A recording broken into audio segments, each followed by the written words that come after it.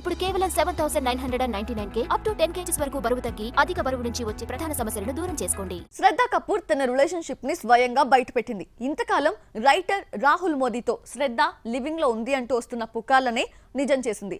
Boy friend తో దిగిన close ఫోటోని ఇన్స్టా స్టోరీగా పోస్ట్ చేసి లవ్ స్టోరీని రివీల్ చేసింది.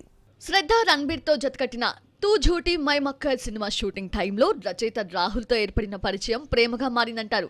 అప్పటి నుంచి వీరిద్దరూ డేటింగ్ లో ఉన్నారంటూ వార్తలు బయటకొచ్చాయి. కానీ ఎవ్వరూ స్పందించలేదు.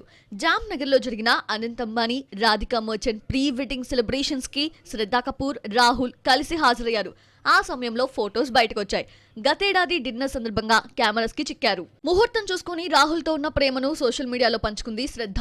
రాహుల్ చేతిని పట్టుకొని నవ్వుతూ కనిపించిన ఫోటోస్ ని పోస్ట్ చేసింది. నా హృదయాన్ని తీసుకెళ్ళు, కనీసం నా నిద్రనైనా తిరిగిచ్చాయి అని రాసుకొచ్చింది. ఇలా ఫోటోతో రిలేషన్షిప్ ని బయటపెట్టింది శ్రద్ధ. సాహోలో ప్రభాస్ తో జతకట్టి తెలుగులోకి ఎంట్రీ ఇచ్చిన శ్రద్ధ ప్రెజెంట్ స్త్రీ 2లో నటిస్తోంది. 2010లోనే 23 years లో బాలీవుడ్ లోకి ఎంట్రీ ఇచ్చిన శ్రద్ధ ఈ మధ్యనే 37వ సంవత్సరంలోకి అడుగుపెట్టింది. ఆషికీ 2, ఏక్ విలన్ చిత్రాలతో స్టార్డమ్ సాధించింది. సినిమాలు వరుసపెట్టి చేసినా ఫ్లాప్లు వెంటాడాయి. ఎట్టకేలకు తూ ఝూటీ మై మక్కర్ తో సక్సెస్ఫుల్ హీరోయిన్ అనిపించుకుంది శ్రద్ధ.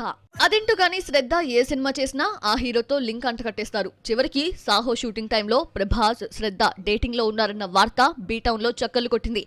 ఆదిత్య రాయ్ కపూర్, వరుణ్ ధావన్ తో డేటింగ్ స్టోరీస్ కథలుగా వినిపించాయి. ఫోటోగ్రాఫర్ రోహన్ శ్రేష్ఠతో శ్రద్ధ బ్రేకప్ అయిందన్న వార్తలు వచ్చాయి.